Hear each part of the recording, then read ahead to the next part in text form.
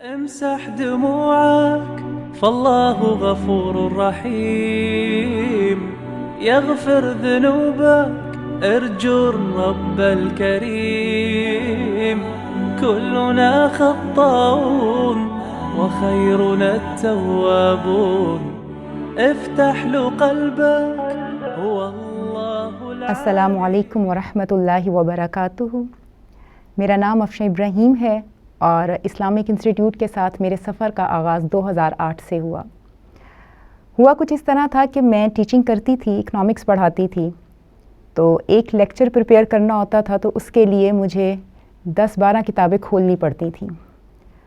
تو اس وقت میرے ذہن میں یہ بات آئی کہ اللہ تعالیٰ نے صرف ایک کتاب جو ہے قرآن وہ میرے لیے اتاری اور میں نے وہ نہیں پڑھی۔ حالانکہ مجھے ریڈنگ کا بہت شوق تھا، میں ناولس پڑھا کرتی تھی، بکس پڑھا کرتی تھی، نیوز پیپرز، مطلب بہت شوق سے میں ریڈنگ کرتی تھی۔ تو میں نے یہ سوچا کہ ایک قرآن ہے وہ میں نے آج تک نہیں پڑھا، اس میں لکھا کیا ہے؟ تو یہ سوچ کے میں نے سوچا کہ میں قرآن کو پڑھنا شروع کروں۔ تو میں نے اس کا ترجمہ پڑھنا شروع کیا، لیکن مجھے کوئی اس کا اثر نہیں ہوا۔ وہی جنت، وہی دوزخ، مجھے لگتا تھا وہی نبیوں کے قصے ہیں جو بار بار چلے آ رہے ہیں۔ لیکن انہی دنوں رمضان تھا تو ٹی وی پہ امام کعبہ جو ہے وہ تراویحیں پڑھاتے تھے، وہ تلاوت کرتے تھے اور وہ روتے تھے۔ تو میں یہ سوچتی تھی کہ ان کو رونا کیوں آ رہا ہے؟ ان کو قرآن سمجھ میں آ رہا ہے، مجھے کیوں نہیں رونا آتا؟ تو میں نے ڈیسائیڈ کیا کہ مجھے قرآن کو عربی زبان میں سیکھنا چاہیے۔ تو میں نے ایک انسٹیٹیوٹ تھا پاس، تو میں نے اپنی والدہ کو کہا کہ میں وہاں جانا چاہتی ہوں۔ تو وہ ڈر گئیں کیونکہ ہمارے گھر کا ماحول نہیں تھا اس طرح کا کہ مدرسوں میں جایا جائے، یعنی نماز پڑھتے تھے، روزے رکھتے تھے، وہ سب تھا، عقیدہ بھی الحمدللہ ٹھیک تھا، لیکن پریکٹیکلی امپلیمنٹیشن نہیں تھی دین کی۔ تو انہوں نے مجھے کہا کہ ارے نہیں میں نہیں جانے دوں گی، برین واشنگ کر دیتے ہیں لڑکیوں کی اور اس طرح، تو وہ ڈر گئیں۔ خیر، لیکن اندر وہ ایک میرے خواہش تھی کہ نہیں، میں قرآن کو پڑھنا چاہ رہی تھی اور میں اس طرح پڑھوں کہ مجھے بھی رونا آئے اس کو پڑھتے ہوئے، میرے اوپر بھی اثر کرے۔ تو میں نے کہا نہیں، مجھے عربی سیکھنی ہے۔ تو پھر ہمارے نیبرز میں ایک آنٹی تھیں، انہوں نے مجھے اسلامک انسٹیٹیوٹ کا بتایا اور وہ مجھے خود ساتھ لے کر آئیں۔ جب ہم پہلے دن گئی تو میں عربی سیکھنے تھی، لیکن رضیہ آپا وہاں پر تفسیر کی کلاس لے رہی تھیں، اور ماشاءاللہ ان کا انداز اتنا بہترین تھا، اتنا دل کو لگنے والا تھا، جس طرح سے وہ جیسے وہ تفسیر پڑھا رہی تھیں، تو مجھے یہ لگ رہا تھا کہ اندر جو ایک تشنگی تھی وہ میری ختم ہوتی جا رہی ہے۔ اتنا سکون مل رہا تھا، اتنا اچھا لگ رہا تھا۔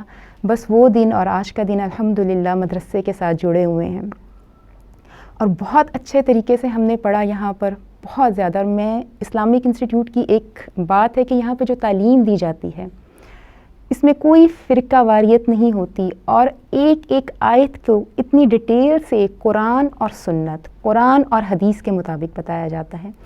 میں 1.5 سالہ کورس میں نے ایڈمیشن لیا۔ اس کے علاوہ میں نے یہاں سے مختلف ایڈوانس کورسز کیے، عربی گرامر کورس کیا، تجوید کورس کیا، وراثت کورس کیا، اصول حدیث، اصول تفسیر کیا، اور یہ تمام ایڈوانس کورسز نے مجھے ہیلپ کیا قرآن کو مزید سمجھنے میں۔ اور یہاں کا ماحول جو ہے الحمدللہ بہت ہی اچھا۔ میں چونکہ جاب کرتی تھی ساتھ، اور ساتھ میں اسلامک انسٹیٹیوٹ آتی تھی، تو دونوں میں ساتھ پیرالل چلتے تھے۔ تو میں نے یہ ریئلائز کیا کہ وہاں پہ جہاں میں جاب کرتی تھی پالیٹکس بہت زیادہ تھی، ہر کوئی ایک دوسرے کی ٹانگ کھینچ رہا ہوتا تھا، لیکن اسلامک انسٹیٹیوٹ میں مجھے یہ احساس ہوا کہ ہر کوئی آپ کو اپنا کندھا دیتا ہے کہ یہاں پاؤں رکھو اور اوپر چڑھ جاؤ۔ اور اتنا اچھا یہاں پر الحمدللہ میں نے پڑھا، اور نہ صرف یہ کہ پڑھا، جس طریقے سے انہوں نے ہماری تربیت کی۔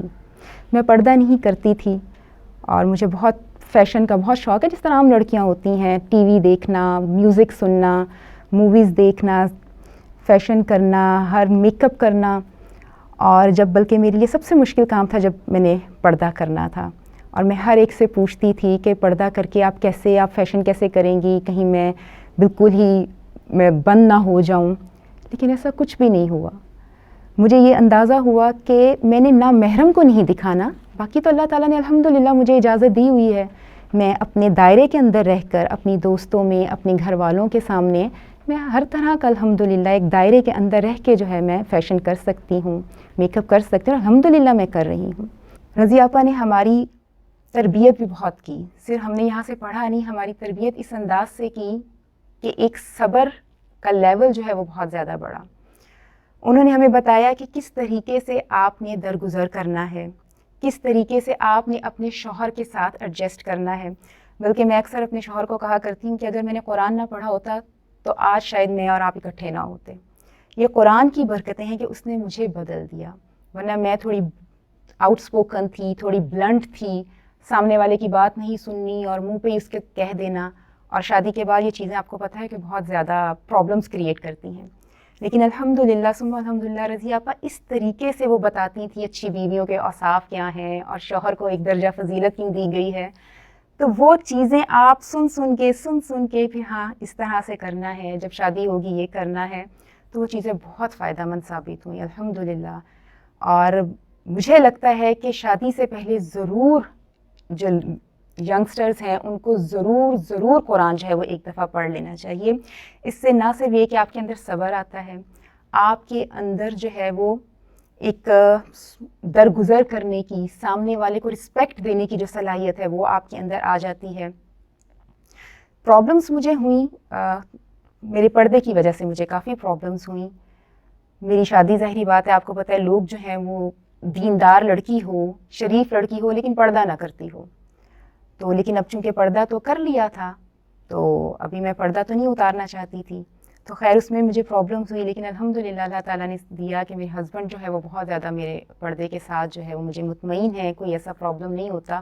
مجھے لگتا ہے قرآن کی برکتیں جو ہیں نا وہ زندگی میں بہت مجھے نظر آتی ہیں. قرآن کے ساتھ جڑے رہنا ہی جو ہے وہ اصل زندگی ہے.